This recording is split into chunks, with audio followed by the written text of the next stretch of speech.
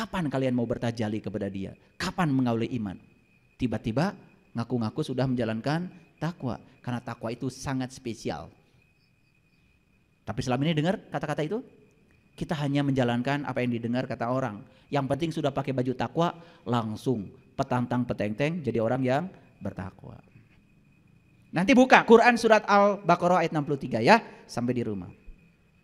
Nah, pertama syaratnya harus iman, yang kedua kalau dia bisa menjalankan laku takwa, hadiahnya apa? La tamutunna illa wa antum muslimun. Makanya kamu akan menjadi seorang muslim.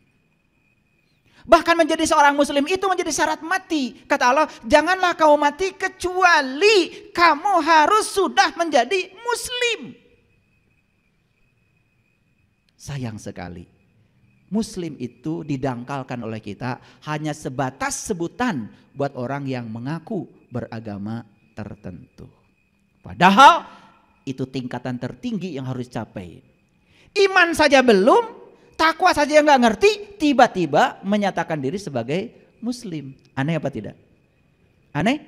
Aneh. Padahal ayat ini berstruktur, sangat saintifik. Iman dulu yang benar, lakukan takwa secara terus menerus, hadiahnya adalah kamu menjadi seorang muslim. Kalau hanya mengaku beragama tertentu, mudah apa susah? Mudah. Ditanya sama Pak RT waktu bikin KTP. Ibu teh jenengan saha? Idah. Semoga nggak ada di sini ya.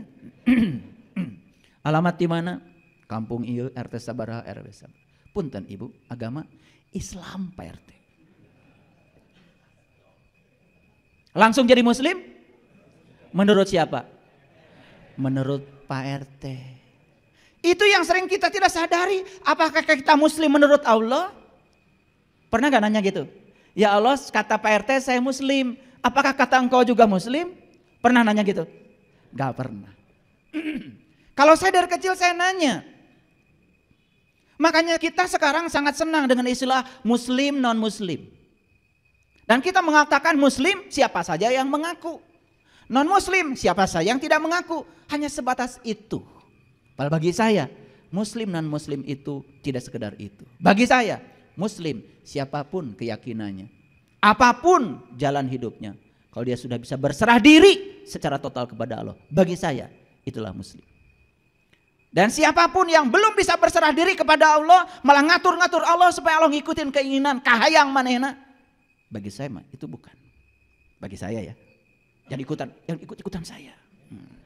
Bagi saya ketemu dengan sahabat-sahabat saya, mohon maaf, akhlaknya lebih bagus. Dititipin uang tidak pernah korupsi, sepeser juga tidak pernah. Keyakinannya berbeda dengan saya. Hidupnya lebih bahagia. Berkelimpahan bahkan hidupnya. Bagi saya jangan-jangan dia, bagi saya itu adalah muslim. Tiap hari menebarkan kebencian terus saja. Menebarkan hoax, fitnah. Beda dikit orang lain dihujat. Hidupnya penuh dengan penderitaan. Jangan-jangan bagi saya nih, kayaknya bukan. Maaf ya. Ini supaya kita jujur pada diri kita sendiri. Coba kita perhatikan. Kenapa syarat mati harus menjadi muslim? Kalau syarat mati mengaku beragama tertentu sangat mudah. Padahal urutannya iman saja belum dicapai. Takwa saja tidak tahu. Apalagi menjadi seorang yang berserah diri. Baik, kita lihat akar katanya dulu. Supaya belajar agamanya benar. Apa yang perlu dipertanyakan oleh kita? Satu, apakah iman itu? Sudah saya jelaskan. Dua, siapa orang yang beriman itu? Pasti ada cirinya bukan? Tiga, apakah orang yang mengaku beriman dapat dikatakan sebagai orang yang beriman? Jawab dulu dong. Apakah orang yang mengaku beriman dapat dikatakan sebagai orang beriman? Belum tentu. Bahkan orang yang beriman tuh gak pernah ngaku-ngaku. Nu beunghar asli, tarang ngaku beunghar. Nusok ngaku kamu, eta nu kakara beunghar. Segala dipakai. Ya, kencering-kencering. Kencering-kencering. Suku na ngalengkah kencering deui. Sagala dipakai. Jika ondel-ondel. Yang asli mah nggak pernah begitu. Itu bedanya. Ya. Karena yang tidak asli itu suka cari topeng, suka cari pembenaran supaya dibilang asli. Coba. Sarung tenun asli pasti palsu. Dan asli Mataram tulisan asli. Saya beli sarung BHS tuh Samarinda, gak ada tulisan asli. Gak usah saya menyebut merek yang lain, nanti takut ada yang tersinggung. Karena biasanya kalau yang palsu suka ada tulisan asli. Ya kayak kalian. Ya dah? Iya. Yang imannya asli gak perlu dipamerkan di mobil. Pakai lapad ini, lapad itu gak perlu. Tapi cara mengendarai mobilnya rapi. Parkirnya bener. Saya pernah lihat nih lihat ya nih fakta. Tulisannya la ilaha illallah Muhammad besar. Itu parkir di pinggir jalan, dia tidur nyenyak, orang lain itu kesusahan karena dia parkir di pinggir jalan. Bagi saya kayaknya ini nih yang bukan. Bisa tidur nyenyak sementara orang lain kesusahan gara-gara dia memarkir mobil di pinggir jalan. Atuh teu boga garasi mah tong waka meser.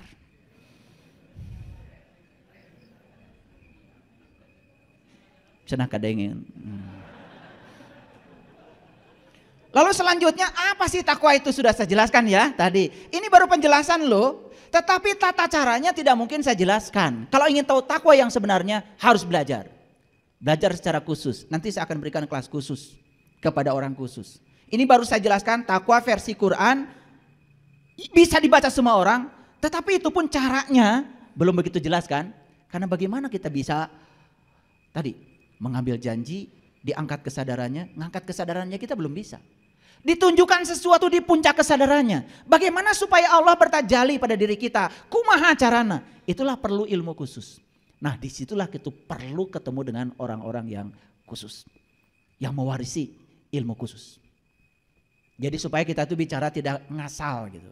Mulai sekarang belajar bertanggung jawab ya gitu. Baru la'alakum tatakun. Baru kita menjadi orang yang bertakwa. Apakah cukup sampai sini? Itu saja belum selesai. Yang imannya sudah benar, takwanya sudah dimiliki, belum tentu menjadi muslim. Komo nu ngaku-ngaku wungkul. Pernah dengar kajian ayat ini? Pasti pernah di sini sekarang. Kan biasanya coba dibaca aja, betul nggak? Nah itu, paling juga ada bumbu-bumbunya gini. Ya, saya sudah mewasiatkan takwa khususnya buat diri saya, umumnya buat hadirin yang hadir di tempat ini. Selesai kan? Sarare. Biasanya kan gitu. Jumatan tuh mentenunutan tibra. Ya habis itu aja. Ya tidak pernah ada hal baru. Sudah bisa diduga pasti yang dibaca itu dan tidak dijelaskan. Sekarang saya jelaskan semuanya bangun. Kaget. Betul? Sederhana yang saya jelaskan? Karena kebenaran itu sederhana. Cuman kita tidak melihat kesederhanaannya. Kemudian berikutnya. Ya, siapakah muslim itu sebenarnya? Apakah semua orang yang mengaku beragama tertentu bisa disebut sebagai muslim? Secara syar'i, kulit luar, oke, gak masalah. Setiap orang yang beragama Islam pasti disebutnya juga muslim. Tetapi ayat ini berbicara lebih dalam dari itu. Sampai menjadi muslim itu menjadi syarat mati. Maaf ya. Orang pembenci, pendengki. Wah pokoknya kelakuannya tuh gak ada yang menenteramkan masyarakat. Mengaku beragama tertentu. Mati. Masa selamat? Masa selamat model kayak gitu? Itu aja pikirkan.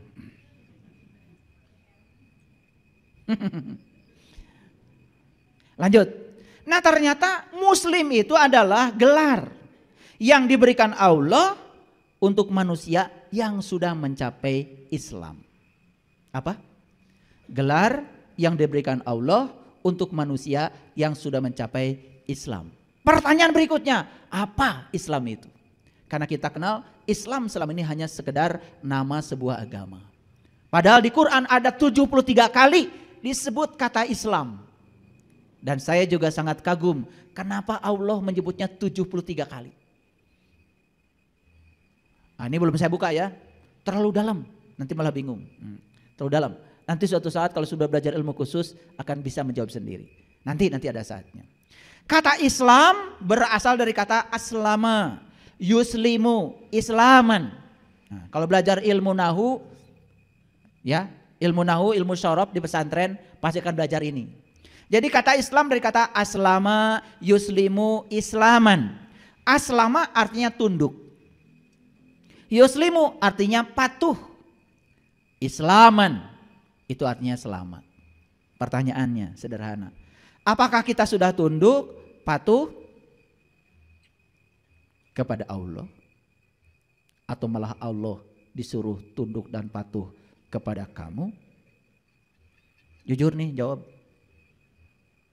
Kan senang sekali ngatur-ngatur Allah supaya Allah ngikutin keinginan kita. Betul nggak? Jika perlu berkesana, berkesini, ya tidak bisa ngatur Allah sendiri, cari orang yang bisa ngatur Allah. Betul nggak? Kan gitu kelakuan kalian? Iya. Betul apa tidak? Iya. Ngedoa air sendiri, nggak percaya diri, minta orang. Kali aja dia malah lebih dekat dengan Allah. Jadi KKN itu sudah bukan di dimensi duniawi saja. Dalam urusan spiritual pun kalian ber-KKN. Kali aja kalau sorbannya panjang doanya dikabul, bukan? Kali aja kalau jangkotnya lebat, kali aja doanya dikabul, bukan? Gitu. Makanya berkesana, berkesini, apa? Minta doa ini, minta doa itu. Kan gitu yang kita lakukan. Padahal Allah bersamamu, lebih dekat kepadamu daripada urat nadi lehermu. Geus teu percaya ka Allah nu aya di diri urang. Geus teu percaya ka Allah nu aya di diri urang. Allah yang ada bersama kita aja sudah tidak dipercayai. Bagaimana kita bisa dipercayai oleh orang lain? Kudu ngengken wawanen ka batur. Betul? Dengarkan kata-kata saya. Jadi muslim itu mereka yang sudah tunduk, sudah patuh. Kalau siapapun yang sudah tunduk dan patuh kepada Dia Sang Pencipta, pasti akan mengalami islaman, selamat. Selamat dunia dan akhirat. Mari kita lihat. Kenapa selama ini banyak penderitaan kita? Karena kita tidak tunduk dan patuh kepada Allah. Di mana Allah? Di sini. Bersama kita saat ini ada. Dan Dia keras sekali berbicara kepada kita. Tong bohong. Tong pedit. Tong amek-amekan. Itu ngingetin dari sini. Tapi kita tidak menghiraukannya. Jadi sebetulnya tunduk dan patuh itu tidak usah terlalu jauh. Tunduk dan patuh kepada hati nuranimu. Itu yang akan menyelamatkan kita. Jadi sebetulnya tidak usah mesantren keluar dari diri kita. Mesantren aja ke dalam. Dengarkan kata-kata Dia. Dan saya kasih tahu. Kata-kata Allah hanya akan terdengar kalau kita mau mendengarkannya dalam keadaan hening. Tepat saat pikiran kita bisa kita kendalikan. Di situ suaranya akan jelas. Jadi saya heran sekali ya, kita lebih suka pesantren itu ke sini, tetapi yang di sini tidak pernah diikuti. Tidak pernah diikuti. Padahal ikuti saja yang di sini, itu pesantren yang luar biasa. Itu yang akan menjadikan kita Islaman, menyelamatkan. Coba, apakah para koruptor yang sekarang sedang belajar di lembaga permasyarakatan itu tidak pernah diingatkan oleh Allah dari dalam dirinya? Jujur ya, tidak pernah diingatkan gitu? Pasti diingatkan, ilai nu maneh nu batur, mesing teu nyahoan ge batur, tetapi diri maneh mah nyaho. Betul? Gak digubris. Apa yang terjadi? Dak. Awalnya ngutilnya kecil-kecil, tapi karena kebiasaan mulai berani pada yang besar. Begitu yang besar kanyahoan. Apa tidak diingatkan oleh Allah? Nih saya kasih tahu, saya ingin kasih tahu sama kalian semua ya, ini cinta kasih saya. Sebetulnya kalau kita dengar terus apa yang dikatakan beliau di sini, kita tidak akan pernah menderita. Semua penderitaan yang kita lakukan hari ini sebetulnya murni karena perbuatan kita sendiri. Setelah saya jelaskan seperti ini, makin terang benderang. Berani ngaku muslim? Mulai kan? Rarewas. Tadi maka dia menipu gaya. Apalagi kalau udah pakai seragam serasi. jilbab, kacamata, lipstik, baju, tas, seragam. Ini asa. Betul nggak? Makanya ngaji tetong serting seragam. Bahaya seragam itu. Dianggap manusia itu seragam. Padahal manusia itu diciptakan oleh semesta bukan untuk diseragamkan, untuk dihargai agar mereka menjadi dirinya sendiri. Makanya tidak ada kewajiban ngaji di tempat saya pakai seragam. Yang penting pakai baju. Ya. Ya kahartos. Jadi muslim teh saha? Yang sudah aslama yuslimu islaman, yang sudah tunduk patuh kepada siapa? Kepada Dia. Hidup nggak Allah dalam diri kita? Mengingatkan kita apa tidak? Yes. Tapi yang lebih banyak didengar oleh kita bukan kesadaran yang muncul dari diri kita, tetapi pikiran kita. Nah, inilah pikiran itu yang suka yuwaswisu fi sudur, yang suka waswisu, fi sudur, yang suka mengganggu kesadaran kita. Itu sebabnya kesadaran kita sering hilang karena diganggu oleh pikiran kita. Mau ngasih masih pakai jeda. Makanya kalau mau ngasih langsung ngasih, jangan ditunda. Begitu ditunda yuwaswisu. Tadinya mau ngasih 1 juta, tetapi ada waswisu, lebar atuh. Geus we 200 nu penting mah mere. Udah gitu kata waswisu pakai judul, gak apa-apa sedikit juga, yang penting ikhlas. Gitu. Waswisu mah pinter cari pembenaran. Padahal nu saeutik mah jelas teu ikhlas, karena ikhlas itu gede ngasihnya. Paham maksud saya? Tapi si waswisu mah pinter, asa percaya diri, geus mere. Padahal niatnya mah tadi perintahnya dari dalam batin yang pertama tuh 1 juta. Tapi karena tertunda beberapa detik, kemudian waswisu mulai bergerak. Ya kan? Lebar atuh 200 ge cukup. Coba 800 lamun meuli kabaya. Gitu kan? Gitu. Nah, si waswisu didengar, apa akibatnya? Kesadaran yang tadi sudah memerintahkan kemudian hilang, diganti supaya tetap kita merasa percaya diri. Maka si waswisu ngomong lagi, ngasih nasihat. Bilang, gak apa-apa ya, sedikit juga. Yang penting ikhlas. Wah, gaya deui. Lihat saya nih sudah jadi dermawan, padahal 200. Padahal perintah pertamanya 1 juta. Kaera. Jadi siapa yang diturut? Yang diturut bukan lagi kesadaran pertama. Yang diturut itu adalah si waswisu itu, fisudur, yang sudah mengganggu kesadaran kita. Itulah kehidupanmu selama ini. Maaf saya ngomong begini. Berani saya bicara begitu dan kalian tidak akan bisa menghindar. Terasa oleh saya wajah-wajahnya dari sini ke sana. Asli, saya tidak akan pernah gibah, saya tidak pernah menceritakan setan di belakang. Setannya saya undang di sini. Makanya di Quran surat Al-Baqarah ayat 112, ini masih ayat. Belum saya masuk kepada rahasia berserah diri, masih ayat. Dengarkan kata-kata saya supaya semuanya clear, ya.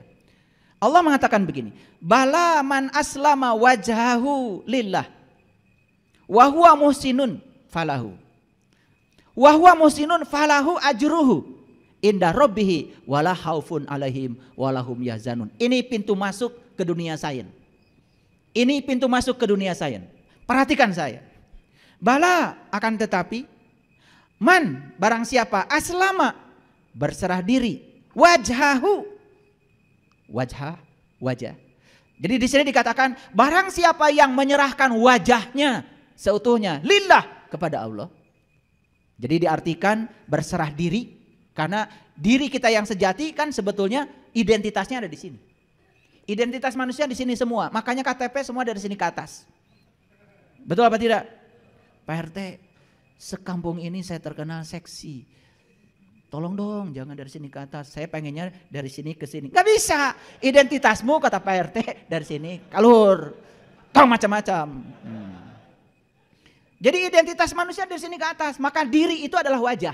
Maka wajah itu alamat, hati-hati, wajah itu alamat. Kamu melakukan kebaikan banyak akan tergambar di wajahmu.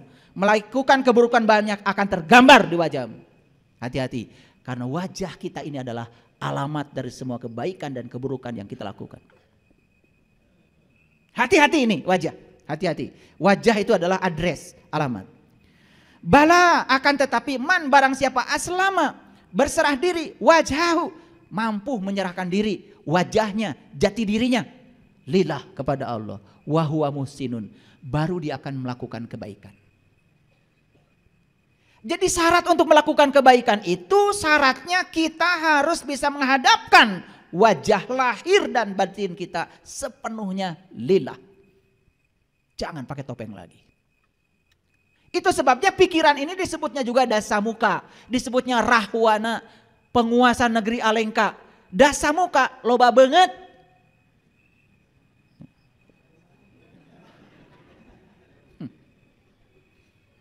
Artinya apa? Sepanjang kita masih dikendalikan oleh pikiran kita, sepanjang itu pula kita akan terus bertopeng. Pura-pura soleh, pura-pura suci, pura-pura benar, pura-pura sabar, aslinya gak seperti itu. Eta rahwana teh. Makanya saya tidak mau menceritakan rahwana. Saya undang rahwananya di sini. Itulah si dasamuka yang suka bertopeng, berpura-pura. Bahkan kita berpura-pura menjadi orang lain. Terawas, teenak kalau nggak datang, padahal nggak mau datang. Sering begitu. Rahwana ada di sini. Makanya si Rahwana ini terkenal sebagai penculik Dewi Sinta. Sinta itu kesadaran. Rama itu siapa? Rama itu diri kita. Nah, diri manusia itu namanya Rama. Makanya Rama pasangannya adalah Sinta.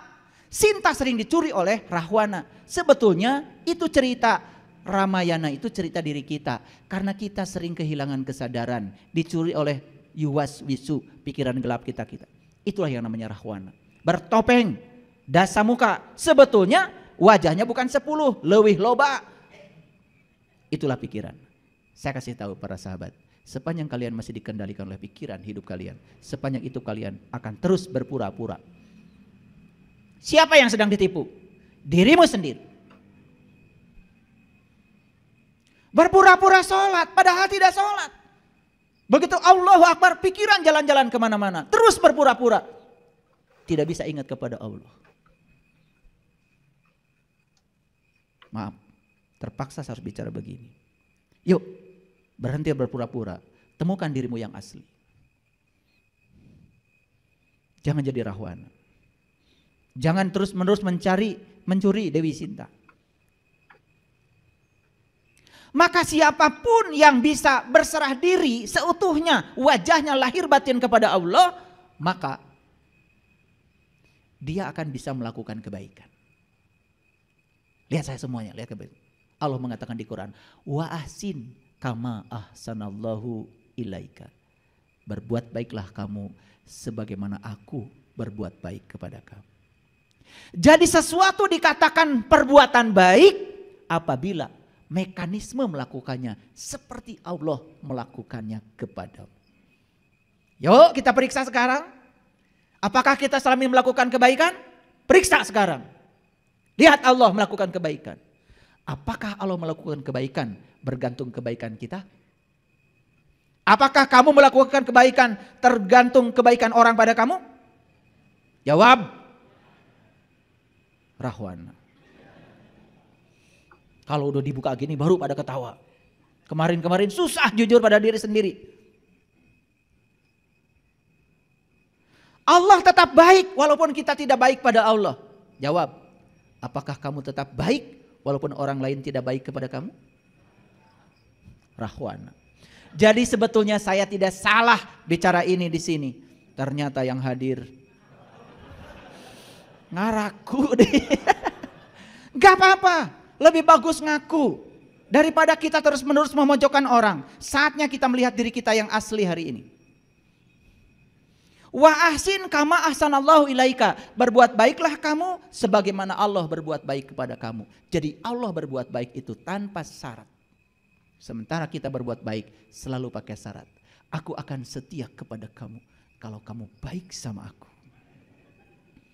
Aku akan mencintai kamu kalau kamu terus memenuhi segala kebutuhanku. Pangeretan.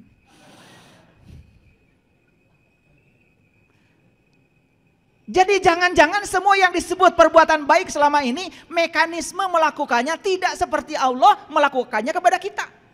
Karena kita terus berpura-pura. Terasa? Kenapa kita tidak bisa muhsinin, tidak bisa menjadi orang baik?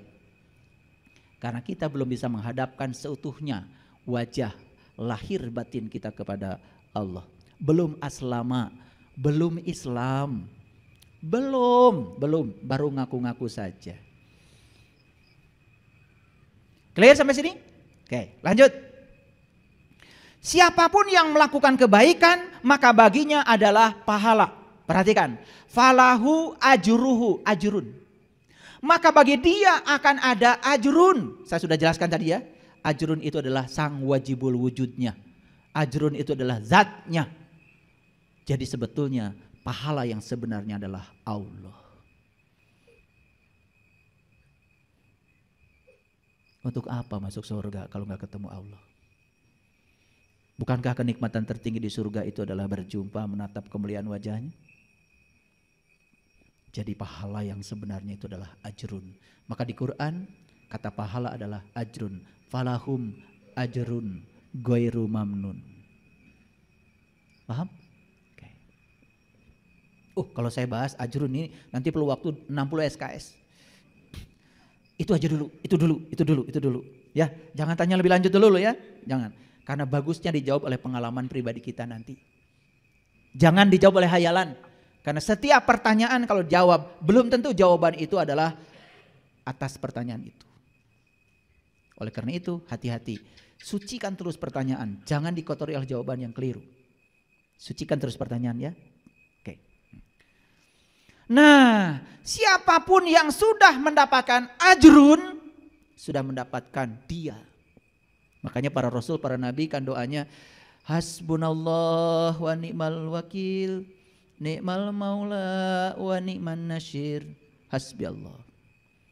Cukuplah engkau bagiku ya Allah. Cukuplah engkau wakilku. Cukuplah engkau penolongku. Makanya orang yang sudah sampai di kesadaran itu tidak pernah meminta apapun kecuali minta Allahnya. Tidak minta rezekinya, tidak minta ilmunya. Cukuplah engkau ya Allah. Hasbi Allah, hasbi Allah. Tapi kata-kata itu tidak ada artinya kalau cuma dihafal. Karena buat apa kita bilang hasbi Allah kalau kita belum tahu dan kenal kepada Allah. Kata-katamu hanya sebatas kata-kata kosong. Bullshit namanya, tidak ada artinya. Dan kita sudah terbiasa dengan kata-kata kosong itu. Terus mengucapkan kata-kata itu walaupun kita tidak mengalaminya. Sekarang isi kata-katamu dengan energi agar kata-katamu berdampak. Nah, dua yang akan diraih oleh orang yang sudah berserah diri seutuhnya kepada Allah, sudah dia melakukan kebaikan sebagaimana Allah melakukan kebaikan padanya, tanpa keinginan, tanpa muatan, tanpa syarat, unconditional. Kalau kalian sudah melakukan itu yang disebut dengan ikhlas. Jadi ikhlas yang tadi itu tidak tepat. Gak apa-apa sedikit juga, yang penting ikhlas. Ikhlas itu gak ada kata-katanya. Ikhlas itu tidak ada katanya. Kalau masih pakai kata-kata, itu tandanya belum ikhlas. Siapa yang sering mengatakan ikhlas, belum ikhlas. Bahkan yang masih merasakan keikhlasan dalam keikhlasannya, itu saja belum ikhlas. Merasa ikhlas saja itu belum ikhlas. Jadi ikhlas itu artinya sudah lepas, selesai. Makanya tidak pernah ngungkit-ngungkit kebaikan pada orang. Kamu gak pernah tahu ya berapa besar kebaikanmu padaku. Kamu tidak tahu terima kasih. Itu kata-kata yang diucapkan oleh orang-orang yang tidak ikhlas. Yang ikhlas tidak pernah mengatakan apapun. Orang mau baik, mau buruk. Wa ahsin kama ahsanallahu ilaika. Orang yang baik sama Allah dikasih napas. Orang yang tidak baik pun oleh Allah dikasih napas. Seperti itulah cinta kasihnya Allah pada semua makhluknya. Jadi kalau ada orang yang mengajarkan Allah, katanya Allah tuh baik sama orang yang baik sama Allah, tidak baik atau mengazab orang yang tidak baik pada Allah, itu Allahnya dia harus dikoreksi. Itu bukan Allah yang asli, itu Allah buatan dia. Seperti dia. Ngerti maksud saya? Udah. Yang ketawa berarti otaknya cerdas. Ini ketawa belakangan. Rada cerdas. Karena tertawanya belakangan. Makanya dua kata Allah, ya, wala khaufun alaihim wala hum yahzanun. Maka orang yang sudah berserah diri kepada Allah, dia sudah bisa melakukan kebaikan sebagaimana Allah melakukan kebaikan padanya. Hasil akhirnya apa? Dia tidak takut, dia tidak sedih. Nah, inilah pintu masuk untuk memasuki pada dunia sains, hasil-hasil riset tentang berserah diri. Jadi kalau baca bukunya David Hawkins tentang letting go, kalau bacanya The Power of Now yang ditulis oleh siapa itu? Siapa? Eckhart Tolle. Wah, itu. Saya belum pernah menemukan penjelasan tentang berserah diri yang masuk akal dan bisa dipraktekkan kecuali dari dua orang itu. Maaf ya, saya sudah baca banyak kitab. Semuanya nggak jelas. Dan maaf ya, jangan tanya mereka yang berdua ini keyakinannya apa. Nanti kalian bingung lagi. Gitu ya, saya cuma takut bingung maka ketika disebut ya.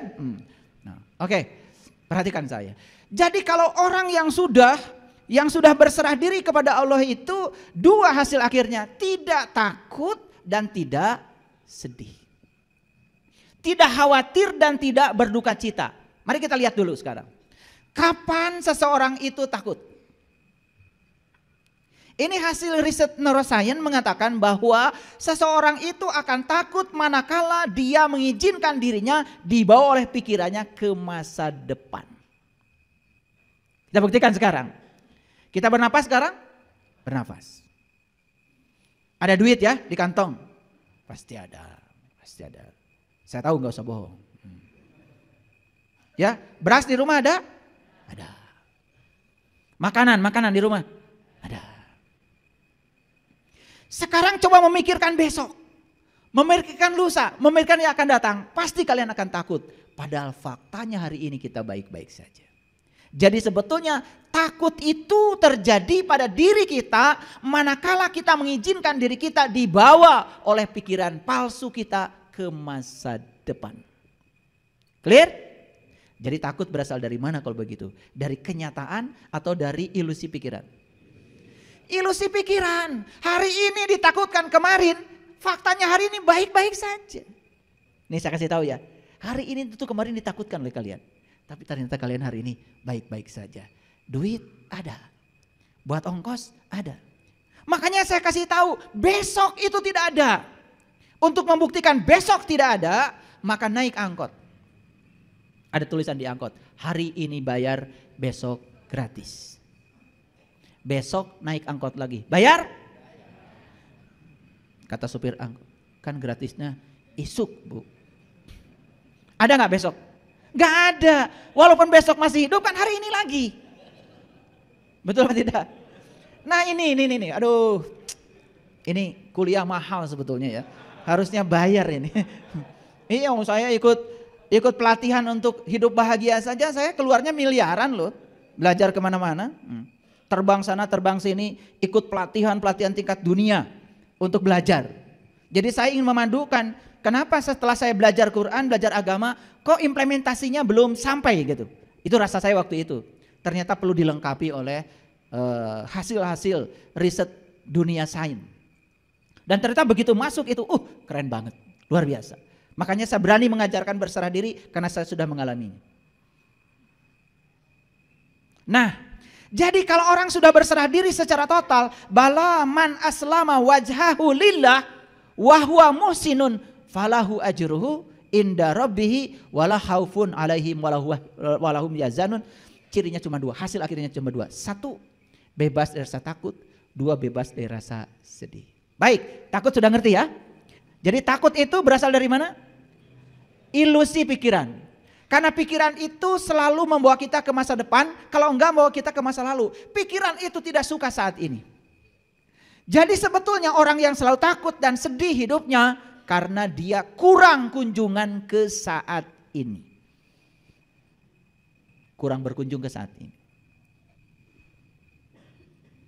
Nah, yang kedua sedih. Dari mana sedih? Sedih itu berasal dari masa lalu. Coba sekarang, kalau kita sedang gini nih, sekarang sedang gini. Ini kan saat ini, hidup itu di sini saat ini sekarang. Tong ingat nuka pungkur. Jangan ingat masa lalu. Enggak sedih. Fokus aja dengerin ceramah saya. Enggak sedih kan? Tertawa, mentertawakan diri sendiri. Coba saat ini juga ingat aja kejadian 2 bulan, 3 bulan, 4 bulan yang lalu. Apa itu ditipu orang, apa disakiti orang.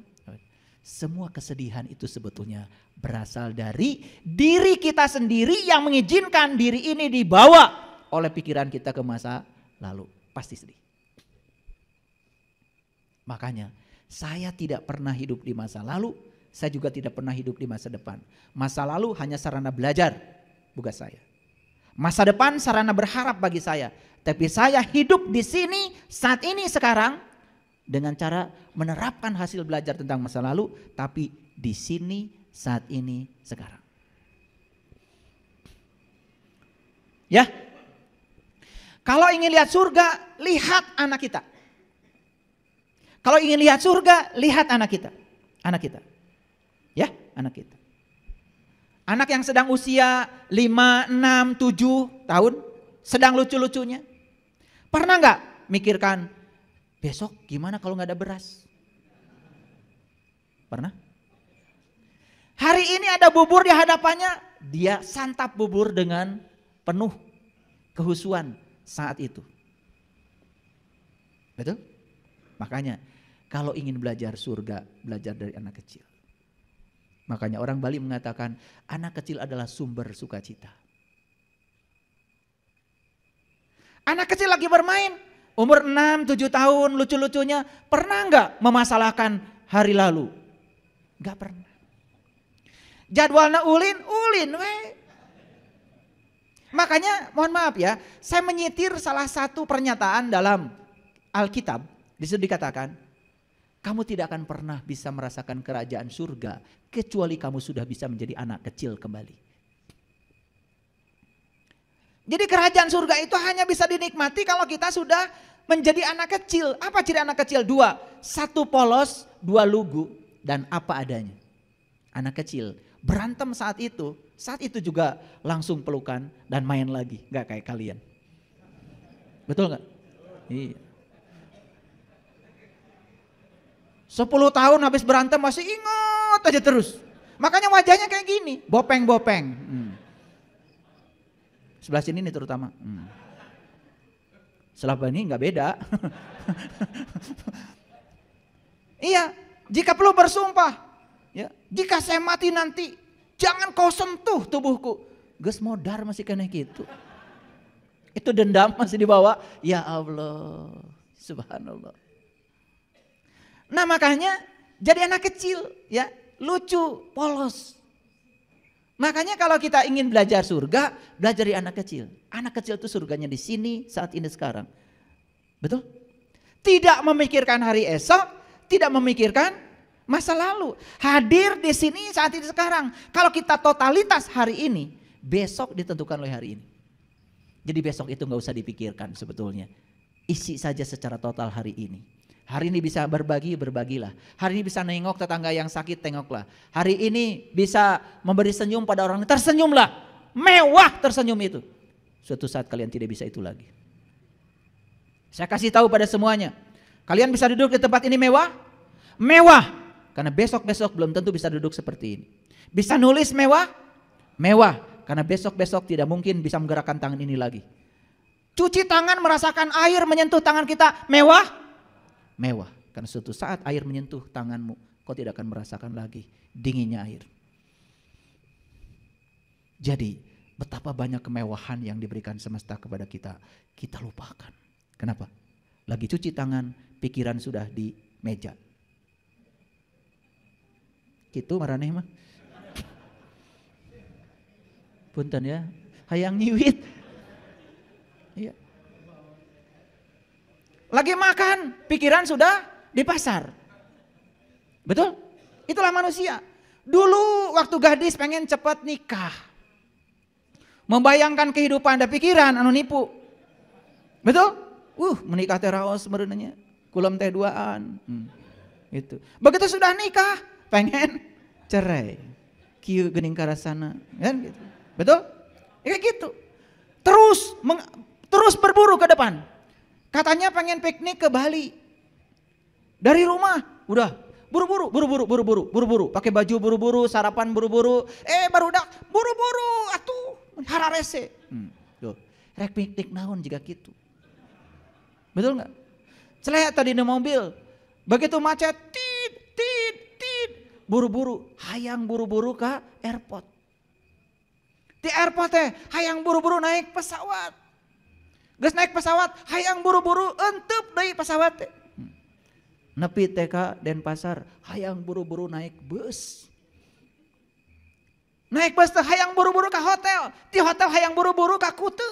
Di Kutu hayang buru-buru ke Jimbaran. Terus hayang buru-buru rek iraha piknik nari maneh.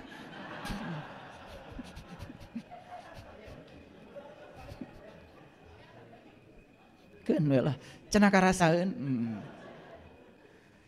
Terus saja ya, diri ini dibawa oleh pikiran ke masa depan. Tidak pernah hadir. Sugahan keur di mobil teh, gek teh calik. Alhamdulillah tiasa calik keneh. Begitu nyepang setir teh, alhamdulillah Gusti, abdi teh tiasa keneh nyepang setir. Hadir di situ saat itu, coba belajar hadir. Makanya kalau saya mau nyetir nggak buru-buru, jelek di mobil teh. Alhamdulillah mewah sekali. Bisa duduk, bisa menggerakkan kaki mewah. Sepanjang perjalanan saya nikmati. Saya dari rumah tadi tidak pengen buru-buru nyampe di sini. Enggak. Saya nikmati perjalanan saya setel musik meditasi, saya setel lagu Ebit, saya nyanyi, hadir aja di situ saat ini, ceceluwengan, sorangan.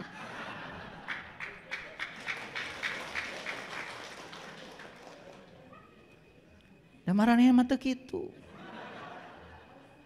Rek ngaos cenah ti rumah ka dieu, mau belajar berserah diri di jalan. Nit.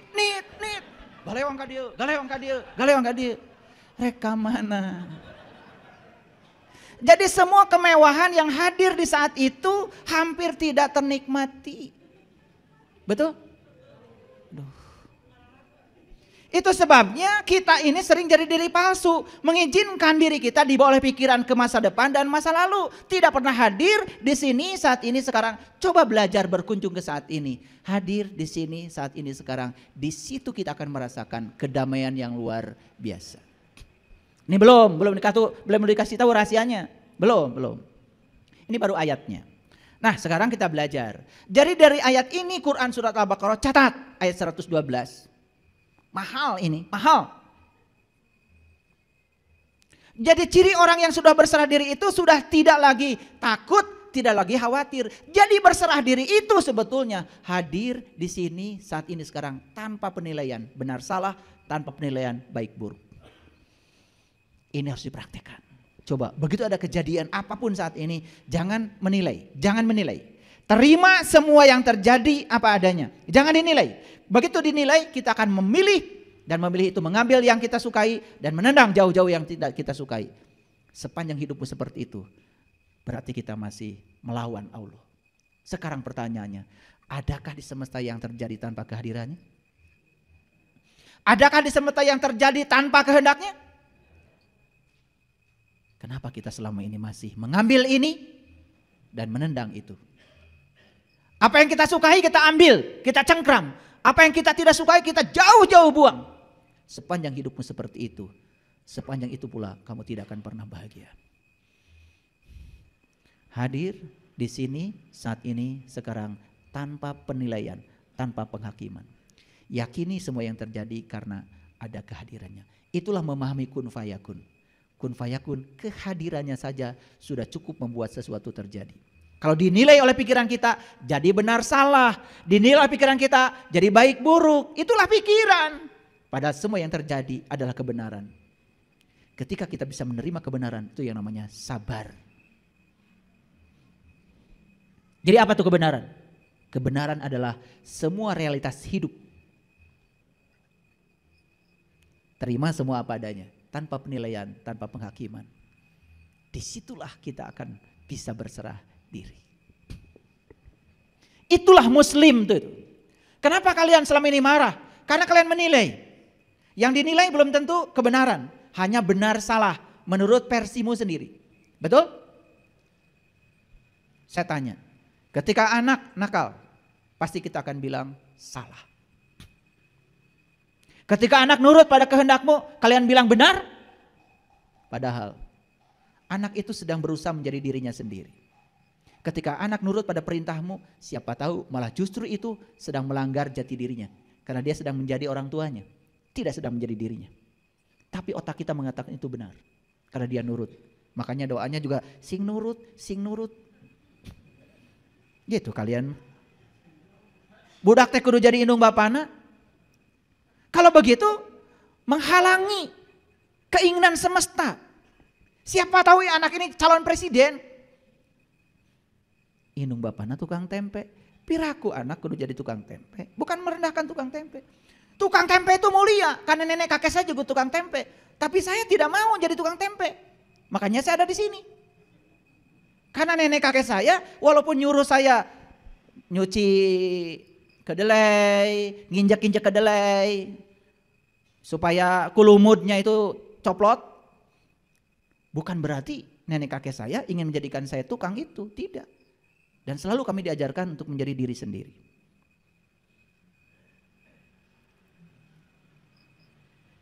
Jangan pernah paksa anak itu harus menjadi seperti kita. Karena apa? Siapa tahu anak disiapkan untuk menjadi lebih dari kita. Paham maksud saya?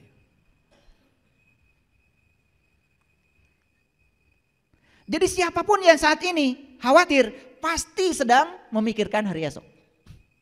Dan siapapun yang saat ini sedih pasti sedang memikirkan masa lalu. Kalau hadir di sini saat ini baik-baik saja sebetulnya. Gak ada apa-apa. Betul atau tidak? Oke. Nah belum masuk. Ini referensinya agak banyak. Nah makanya Nabi Ibrahim mencari Tuhan dulu kan. Mencari Tuhan, ketemu bintang, ketemu bulan, ketemu matahari. Itu yang luar biasa di Quran. Ketika ketemu bintang, beliau mengatakan, aku tidak suka yang tenggelam. Tapi ketika ketemu bulan, beliau mengatakan, kalau aku tidak mendapatkan petunjuk, niscaya aku termasuk orang yang tersesat. Begitu ketemu matahari yang lebih besar lagi, beliau mengatakan, aku terbebas dari apa yang kalian persekutukan. Jelas bukan bintang yang itu, bukan bulan yang itu, bukan matahari yang itu. Itu adalah pengalaman spiritual beliau ketika sedang meniti ke dalam diri. Pertanyaan saya, kapan kalian mau mengalami itu? Kapan? Kapan? Tekabita gitu? Iya. Setelah mengalami itu, baru beliau mengatakan, ini wajah tuh. Wajhialilladzi fataras samawati wal ar hanifan wa ma ana minal musyrikin. Memang mengucapkan kalimat ieu teh Nabi Ibrahim mengalami dulu pengalaman spiritualnya. Ari maraneh kumaha? Jojolan ini wajah tuh wajah iraha ngalamanana. Betul apa tidak? Jadi yang keluar dari mulut kita jadinya omong kosong. Tidak ada dampaknya, tidak membangun kesadaran. Makanya rakaat kalian banyak tetapi gitu-gitu aja. Tetap ngewaan ka batur, dengkian ka batur, batur bahagia, kalah maneh anu sedih. Gitu. Batur meuli mobil, maneh anu panas tiris. Gitu. Paham? Nah itu, karena kita itu tidak bercermin. Kenapa ya rakaat salat saya udah banyak, tapi kok saya masih gini-gini aja. Hanya menyampaikan rasa bahagia aja pada orang sukses, berat. Tapi lamun aya berita batur teh cilaka, rezekina hancur, da si eta mah gitu, resep pisan. Itu tanda bahwa kita ini belum menjadi siapa-siapa. Yuk kita lihat. Apa kata Nabi Ibrahim? Inni wajahtu wajhialilladzi fataras samawati wal ard hanifan wa ma ana minal musyrikin. Sesungguhnya aku hadapkan wajahku kepada Zat yang telah menciptakan langit dan bumi dengan kerendahan hati, dan aku bukanlah termasuk orang-orang yang mempersekutukan Tuhan. Jadi ketika kita sholat, kita ingat ini, ingat itu sudah termasuk menduakan Tuhan. Gara-gara apa? Gara-gara kita nggak tahu Tuhan. Jadi Nabi Ibrahim itu mengatakan aku terbebas dari apa yang aku persekutukan. Kenapa? Karena beliau sudah punya fokus. Makanya kalau leluhur-leluhur saya dulu mengatakan kamu itu kalau menyembah Allah, kamu harus tahu dulu yang kamu sembah. Karena para nabi, para rasul juga mengajarkan begitu. Betul apa tidak? Iya. Nah, lanjutannya ini sedikit lagi. Baru dikatakan kul. Nah, ini ada kul nih. Jadi kul itu apa artinya? Katakanlah, siapa yang nyuruh? Allah. Nah, Allah itu kalau nyuruh sesuatu pasti sama orang yang sudah mengalami, merasakan. Kalian aja nyuruh ke anak misalnya, sok atuh dongengkeun piknik kamari teh kumaha. Berarti anaknya sudah piknik. Kolot jiga naon. Sok jang caritakeun piknik teh kumaha. Apaan kamari ulah cenah piknikna oge. Dicare kumaha jeung ku bapak. Ari ayeuna di tetangga dong piknik. Sanu teh hideungna. Ini saya sedang ngasih pelajaran penting buat kalian. Kenapa di Quran ada kata kul, kul, kul, kul. Kul itu Allah menyuruh kita menceritakan apa yang kita alami. Lain anu diapalkeun. Coba di kalimat ini ada kul. Inna sholati. Kul wa nusuki. Kul wa mahyaya. Kul wa mamati. Jadi ini perintah buat semua orang atau untuk orang-orang tertentu saja? Hah? Semua? Piraku nu piknik disuruh ngomong. Kamarana ieu teh tadi saya udah ngeceblek teh teu ngalartikeun wae. Teu piknik disuruh ngomong. Kalau tiga naon nu kitu. Dia sedang menunjukkan bahwa sebetulnya dia itu bermanifestasi sebagai Hamid. Dia bermanifestasi sebagai Majid. Makanya para nabi, para rasul, para sunan, para wali, para bijak, para suci, mereka-mereka yang sudah sampai kepada Allah, mereka itu akan menjadi manifestasi dari akhlaknya Allah. Makanya orang-orang yang di level itu bukan sekedar terpuji, mulia. Ingin jadi orang yang terpuji? Ingin jadi orang yang mulia? Ya dekat-dekat saja dengan dia yang maha terpuji, dengan yang mulia. Kenali dia. Karena sifat dia tidak akan sampai kepadamu kalau kita tidak mendekat kepadanya. Nih, saya ambil contoh. Apakah energi dari nasi tiba-tiba akan masuk ke tubuh kita kalau kita tidak makan nasi? Kan tidak. Masukkan nasinya, dikunyah, dilumat, baru energinya kita bisa ambil. Begitu. Makanya di Quran Allah mengatakan sibghatallah, sibghatallah, sibghatallah. Celupkan dirimu, leburkan dirimu kepada Allah. Begitu kita meleburkan diri kepada Allah, maka sifat-sifatnya akan menjadi sifat-sifat kita. Itu yang disebut dengan tahalluq bi akhlaqillah. Jadi secara hakikat ha dan mim adalah dia, tetapi manifestasi dari dia akan mewujud pada diri-diri hamba-hambanya yang sudah tercelup oleh sifat-sifatnya. Mau menjadi Hamid, mau menjadi mim, Majid. Kita baru nama aja, Abdul Hamid, Abdul Majid. Betul? Iya. Abdul itu kan bapaknya. Abdul Hamid, ya, bapaknya orang-orang yang terpuji. Abdul Majid, bapaknya orang-orang yang mulia. Tapi akhlaknya tidak mencerminkan Hamid, tidak mencerminkan Majid.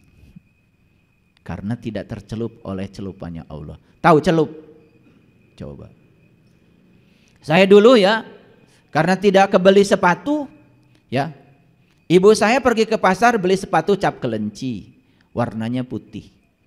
Sedangkan sepatu pramuka warnanya harus hitam. Ya udah, ibu saya nggak kalah akal, beli Wantek namanya itu. Siapkan air di kastrol, ya. Lagi mendidih, masukkan Wanteknya, sepatu saya direbus. Setelah itu dijemur, jadi hitam. Iya, makanya pulang sekolah itu kaki saya pun ikut hitam. Ya udah, diruru. Kalau di kampung diruru tuh pakai batu di sungai, ya nggak kebeli sabun, diruru aja gitu. Ya karena kita segitu aja udah bersyukur, tidak ada yang namanya keluhan. Saya juga tidak pernah protes sama ibu, kenapa sepatu kita ini kok bikin kaki warna hitam, nggak ada itu. Pokoknya itu udah enjoy aja. Makanya tidak pernah mengeluh, maka tidak pernah terulang. Hati-hati itu. Orang yang mengeluhkan sesuatu sedang menggandakan yang dikeluhkan supaya terjadi berulang-ulang. Ini yang suka mengeluh nih, saya kasih tahu. Mengeluh itu menggandakan sesuatu supaya terjadi berulang-ulang. Jadi kalau pakai sepatu kelinci dikeluhkan, seumur-umur pakai sepatu cap kelinci. Itu like attracts like, itu bahasa modernnya. Yang serupa menarik yang serupa. Hati-hati itu. Makanya kata-kata dan pikiran itu menjadi doa. Sehingga realitas hidup tidak berubah karena salah berpikir, salah berkata. Kalau suami itu pelit, jangan pernah dibilang pelit. Kalau suami itu pelit, jangan diceritakan pelitnya pada siapapun. Tambah pelit. Karena kita sendiri yang menariknya. Betul? Awas, hati-hati kalau bicara. Jadi walaupun pelit, kepada orang lain, bicarakan aja kebaikannya. Pelitnya jangan dibicarakan. Kalau dibicarakan pelit jadi baik, fitnah. Jadi walaupun dia pelit kan masih ada sisi baiknya. Betul nggak? Supaya kita tidak bohong, jangan juga dibilang suami saya luar biasa baik, berehan. Enggak, itu jadi fitnah. Maksud saya kalau dia pelit dan dianggap pelit itu negatif, jangan dibicarakan. Bicarakan saja yang positifnya. Piraku halusna. Ya. Nah, makanya setelah Hamim, ayat berikutnya wal kitabil mubin, demi kitab yang nyata. Nah, kitab itu bahasa Arab, ya.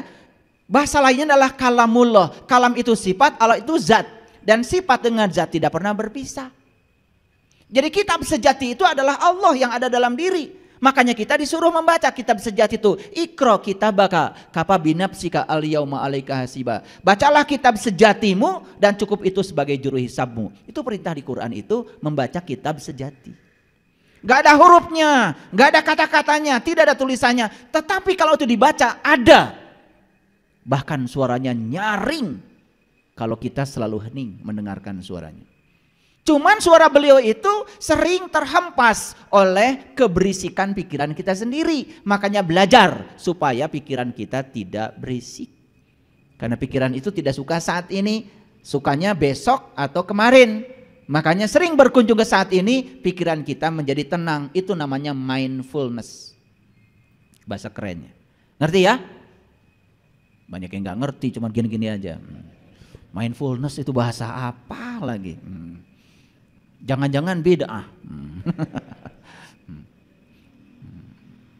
Mindfulness itu artinya ya teknik untuk membuat pikiran tidak lompat-lompat. Sehingga pikiran itu bisa hadir di sini saat ini sekarang tanpa penilaian, tanpa penghakiman. Sehingga kita mudah menerima apapun apa adanya. Itu yang disebut dengan berserah diri. Udah kajian kemarin ya? Oke. Jadi bahasa asingnya mindfulness. Itu bahasa psikologi. Jadi Hamim, apa tadi?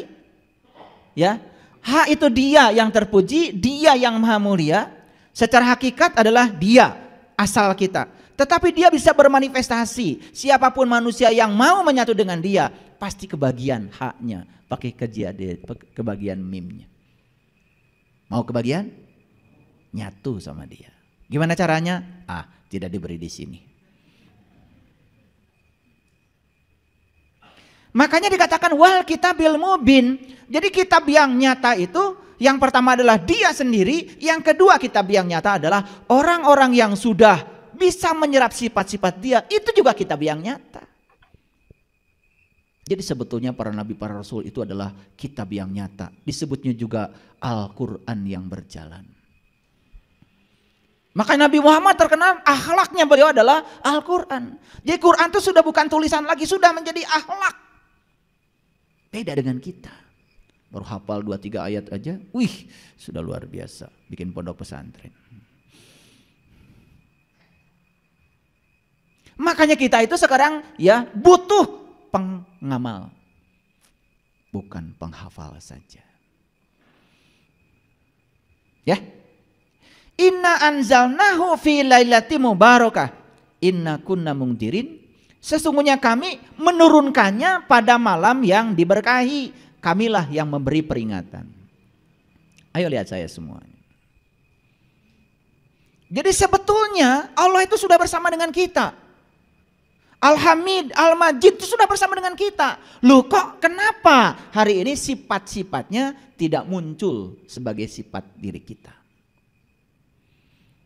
Karena kita belum mendapatkan berkah. Makanya berkah itu diturunkan pada suatu malam. Malam itu identik dengan kegelapan. Dan kegelapan itu ada kaitannya dengan fisika ruh nanti. Kegelapan biasanya diidentikan dengan sesuatu yang tidak kita inginkan. Nah, sementara selama ini kita suka menolak yang tidak kita inginkan, bukan? Padahal yang tidak kita inginkan itu siapa tahu lewat jalan itu kita mencapai kesadaran.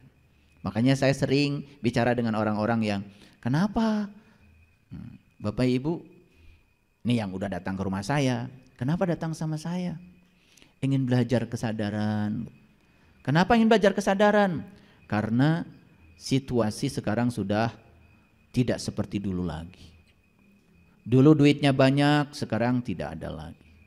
Dulu gagahnya kayak apa, sekarang gagahnya tidak ada lagi. Dan biasanya orang belajar kesadaran kan setelah itu. Makanya ada lagunya. Terang-terang kolentrang, si londok paeh nunutan, tiga brus kana durukan, mesat gobang kabuyutan. Itu lagu ma'rifat itu. Ya. Bukan lagu ma'repot. Terang-terang kolentrang, terang kolentrang, itu melambangkan perang. Dan kita itu kan perang. Yang paling berat kan sebetulnya perang kita itu melawan diri kita sendiri. Cuman memang tidak kedengaran terang, kolentrang, tidak terdengar itu. Beda kalau golok dengan golok kan terang. Nah itu terdengar. Padahal sebetulnya perang itu terjadi di sini. Terutama perang antara pikiran dan kesadaran. Perang Mahabharata itu terjadi di sini. Perang antara Pandawa dan Kurawa itu terang kolentrang itu. Terjadi di sini loh sebetulnya. Jadi dalam diri kita itu ada fa'alhamaha fujuroha wa taqwa. Fujur dan takwa itu perang setiap saat. Fujur itu melambangkan Kurawa, takwa itu melambangkan Pandawa. Dan diceritakanlah yang menang adalah Pandawa. Kapan Pandawa menang? Setelah Pandawa bertemu dengan saisnya namanya Krishna. Makanya Krishna itu perwujudan dari seorang guru kesadaran. Disebutnya itu guru mursyid. Makanya karena bimbingan Krishna, kemudian seluruh Pandawa mencapai kesadaran. Lalu bisa melumatkan orang-orang yang tidak berkesadaran. Gitu. Nah suka nggak di sini terang kolentrang? Suka. Si Londok, nah Londok itu adalah bunglon. Bunglon itu adalah si topeng. Bahasa pewayangannya adalah dasa muka. Disebutnya Rahwana. Siapa dasa muka itu? Siapa Rahwana itu? Dia yang suka berganti-ganti wajah. Pura-pura baik, pura-pura dermawan, pura-pura suci, pura-pura tahu. Nah itu namanya Rahwana. Maka disebut si dasa muka. Dasa itu 10, muka itu wajah. Wajahnya 10. Sebetulnya wajahnya yang aslinya lebih dari 10. Kapan seseorang itu berwajah lain-lain? Ketika dia belum menjadi orang yang sadar. Hidupnya masih dikendalikan oleh ego dan pikirannya. Gitu. Paham ya? Rahwana? Saya bukan memanggil, bukan. Paham kan Rahwana? Tadi saya keceplosan. Ya. Nah si londok paeh nunutan. Si londok itu adalah, londok itu bunglon. Bunglon itu Rahwana. Orang yang masih dikendalikan oleh pikirannya. Yaitu orang yang masih menjadi diri palsu. Disebutnya londok. Makanya bunglon itu ketika daun warna hijau, dia warnanya hijau. Daun warna gelap, dia warna gelap. Mengikuti warna daun. Makanya dia sulit ditangkap. Karena dia bisa lolondokan. Paham ya? Nah si londok ini paeh nunutan. Paeh itu mati. Mati karena ngantuk. Ngantuk itu lambang dari kelalaian. Jadi kenapa kita ini paeh? Karena lalai. Yang paeh apa? Kesadaran. Karena dikendalikan oleh pikiran. Paham? Nih saya kasih tahu dari awal, kita kajiannya agak dalam ini hari ini. Makanya akibatnya apa? Digebrus karena durukan.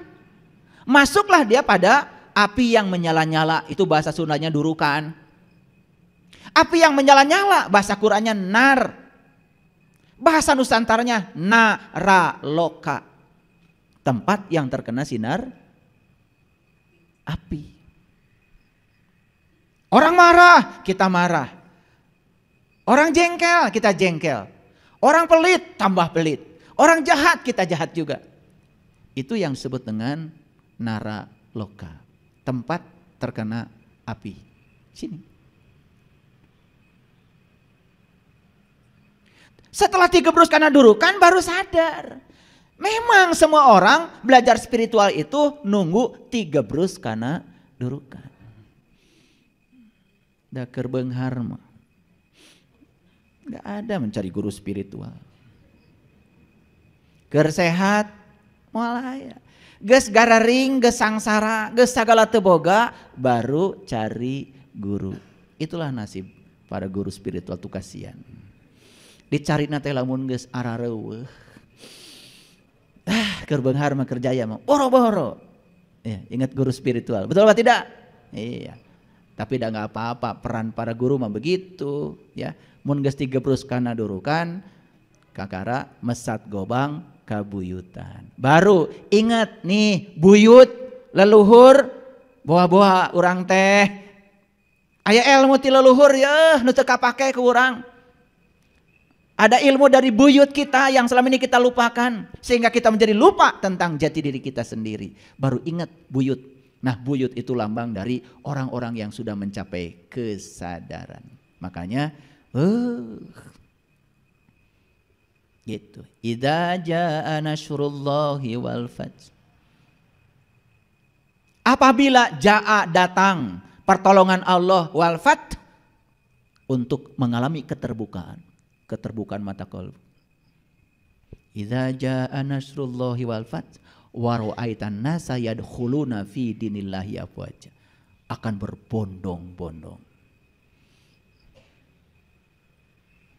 Dan saat itu akan terjadi, tidak lama lagi. Karena kebangkitan spiritual akan terjadi tidak lama lagi. Makanya orang-orang yang berkesadaran sudah pada bermunculan. Oh, geningan orang teh salila ieu teh teu sadar. Ya, itu. Sibuk tetapi tidak sadar, namanya robot. Fiha yubraku kulla amrin hakim, urusan dari sisi kami. Sungguh, ya. Sungguh kamilah yang mengutus para rasul. Jadi untuk menemukan hak mim agar kita bisa membaca kitab yang nyata yang diturunkan pada suatu malam. Ingat ya, malam itu lambang dari apa tadi? Kegelapan. Jadi apapun yang disebut buruk oleh kita, jangan buru-buru dinilai buruk. Siapa tahu lewat jalan itu kita akan mengalami kesadaran. Bangkrut, tidak punya apa-apa, usaha semuanya hancur lebur. Gak usah takut, kata Allah. Aku akan ganti semua yang disebut milikmu dengan aku. Sakit menderita luar biasa, gak usah takut. Lewat jalan itu kamu akan menemukan aku, kata Allah. Jadi Allah sedang menunggu di tempat yang kita tidak suka. Itu yang disebut dengan malam yang diberkahi. Paham? Paham? Gitu. Di dalamnya dijelaskan segala urusan yang penuh hikmah. Tuh kan gitu. Di dalamnya dijelaskan segala urusan yang penuh hikmah. Kalau kita sabar, kita bisa menerima tanpa penolakan, maka hikmahnya akan turun. Yu'til hikmata may yasha wa may yu'til hikmata faqad utiya khairun katsir wa may yazakaru illa ulil albab. Tetapi syarat untuk mendapatkan hikmah cuma satu. Jadilah ulil albab. Siapa ulil albab? Allazina yazkurunallaha qiyaman wa qu'udan wa ala junubihim. Yaitu orang-orang yang selalu ingat kepada Allah dalam keadaan berdiri, duduk dan berbaring. Jadi syarat menjadi ulul albab harus tahu dan kenal kepada Allah. Bagaimana kita bisa ingat sama Allah kalau kita belum berjumpa dengan Dia? Nyambungnya ke sana lagi, ke sana lagi. Karena memang 30 juz Quran, ya ke sana lagi memang. Kan Quran itu adalah petunjuk untuk menemukan yang memfirmankan Quran. Kan Dia. Jadi Allah berfirman itu memberikan petunjuk. Petunjuk untuk apa? Supaya kita sampai kepada Allah. Tahu puncaknya kehidupan kan innalillahi wa inna ilaihi rajiun. Paham? Paham? Oke, lanjut. Fiha yupraku kulla amrin hakim. Ya, di dalamnya dijelaskan segala urusan yang penuh hikmah. Jadi sekarang sudah lihat malam ya? Ngerti? Kalau siang nggak usah dibahas. Urusan apa? Urusan tentang kami. Urusan dari sisi kami. Jadi sebetulnya urusan kita di semesta ini adalah urusan tentang Dia. Bagaimana supaya kita kenal sama Dia? Bagaimana supaya kita bisa kembali seutuhnya kepada Dia setelah selesai tugas kita di semesta ini? Maka Allah mengatakan sebagai amron min indina. Inna kunna mursalin. Urusan dari sisi kami. Sungguh kamilah yang mengutus para rasul. Kita sekarang tidak hidup sejaman dengan para nabi, para rasul. Sudah selesai gelar itu sampai Nabi Muhammad. Tapi Nabi Muhammad pernah bersabda, ketika ada seorang sahabat bertanya, "Ya Rasulullah, aku bahagia hidup sejaman dengan engkau karena aku mendapatkan ilmu langsung dari tanganmu." Apa kata Nabi Muhammad? "Lebih bahagia lagi umatku yang tidak hidup sejaman dengan aku, tapi mereka masih dapat ilmuku dari para pewarisku." Saya doakan ya, semoga kita semua bisa bertemu dengan orang yang mewarisi ilmu sejatinya para nabi, para rasul. Kalau kita bisa bertemu dengan mereka, dapat ilmu dari mereka, itu yang disebut dengan syafaat. Itu adalah pertolongan nyata di sini, saat ini, sekarang.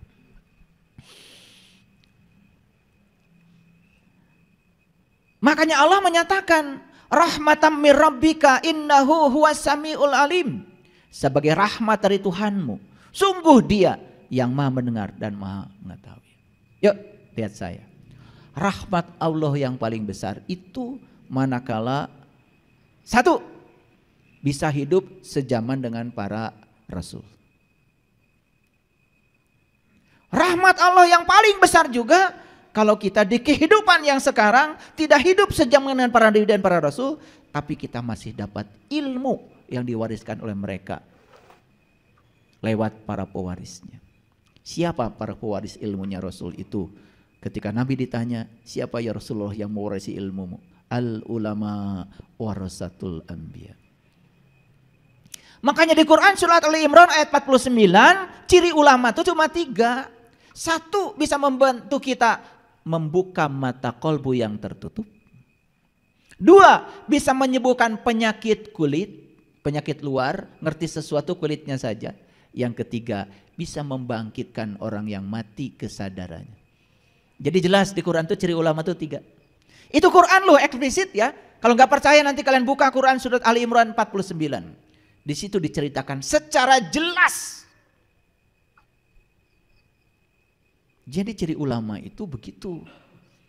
Jangan tertipu dengan baju luar. Kalau pergi ke Garut, ke kampung saya, hati-hati. Karena kalengnya kongguan, isinya opak.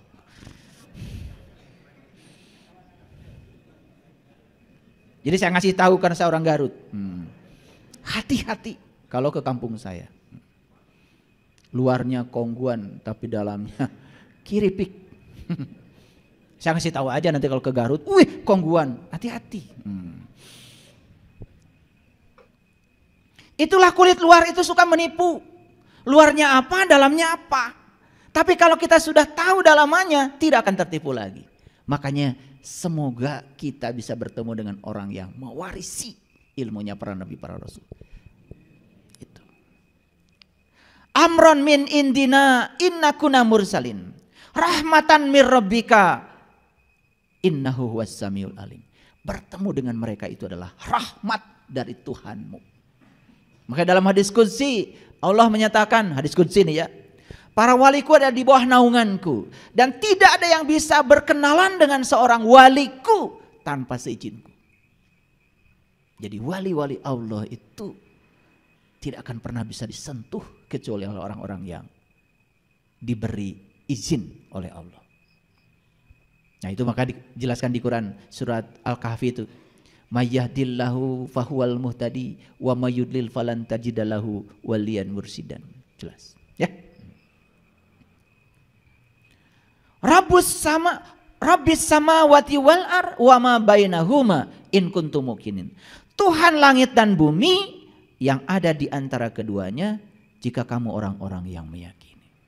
Jadi tugasnya para nabi, para rasul itu adalah mengantarkan kita untuk mengenal Rabbis samawati wal ar wa ma bainahuma, untuk mengenal Rabb-nya langit, Rabb-nya bumi, dan Rabb yang di antara langit dan bumi. Jadi kalau begitu Rabb itu meliputi langit, meliputi bumi, dan meliputi antaranya. Jadi tidak ada satu ruang pun yang tidak diliputi oleh Dia.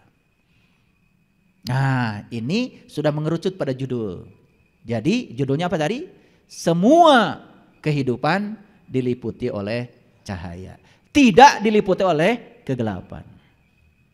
Jadi ayat ini menjelaskan yang bagian akhir ini, ayat yang ke-7 dari Quran surat Ad-Dukhan, Rabbis samawati wal ar wa ma bainahuma. Langit diliputi oleh Dia, bumi diliputi oleh Dia, di antara langit dan bumi juga diliputi oleh Dia.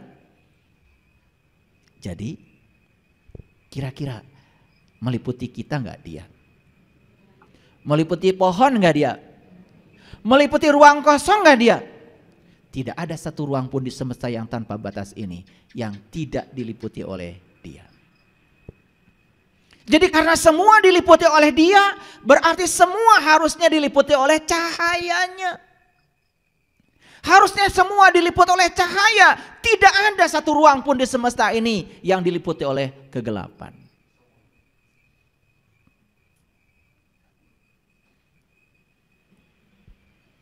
Paham? Sudah mulai masuk ke judul? Oke. Lanjut dulu ayat berikutnya. Kenapa saya tadi membahas Quran surat Ad-Dukhan itu tidak langsung saja ayat yang ke-7? Kode dari ayat 1, ayat 2, ayat 3, ayat 4. Karena saya ingin menyampaikan kepada kita, tidak cukup kita hanya dapat informasi kalau ternyata Tuhanku itu meliputi langit, meliputi bumi, dan meliputi di antara keduanya. Tidak cukup, tidak cukup. Karena apa? Karena Nabi mengatakan man arofa nafsahu faqad arofa robbahu. Kalau Dia meliputi langit dan bumi, meliputi di antara keduanya, berarti Dia meliputi kita. Betul? Jadi kalau Dia meliputi kita, berarti kita pun bisa mengenal Dia. Gitu. Jadi kenapa saya tidak langsung ke ayat yang ke-7? Kok dibahas ayat 1 sampai ayat yang ke-6 dulu? Sebetulnya pesan yang paling pentingnya adalah di ayat yang tadi Allah mengatakan siapa saja yang bisa bertemu dengan orang yang satu, membantu kita membuka ketertutupan mata kalbu kita, 2, membebaskan penyakit kulit, 3, membangkitkan kematian kesadaran kita, maka itu adalah rahmat yang paling besar dari Tuhanmu. Itu pesannya itu. Paham ya? Oke. Kita lanjut Quran surat Al-Fussilat. Surat Al-Fussilat ayat yang ke-53. Sanurihim ayatina fil afaq wa fi anfusihim hatta yatabayyana lahum annahul haq. Kami akan memperlihatkan kepada mereka tanda-tanda kami di segala wilayah dan pada diri mereka sendiri, hingga jelas bagi mereka apa itu kebenaran. Jadi mendukung ayat yang tadi? Ayat yang tadi mengatakan Dia meliputi langit, meliputi bumi, dan di antara keduanya. Tidak ada satu ruang pun di semesta yang tanpa batas ini yang tidak diliputi oleh Dia. Ayat ini menjelaskan kepada kita, kami akan memperlihatkan kepada mereka tanda-tanda kami di segala wilayah dan pada diri mereka sendiri. Jadi kalau begitu, ayat ini sudah semakin mengerucut bahwa Dia yang tanpa batas itu sudah menunjukkan tanda-tandanya di segala ufuk, di segala wilayah. Dan Allah mengatakan, yang paling penting, aku sudah menunjukkan tandaku pada dirimu sendiri.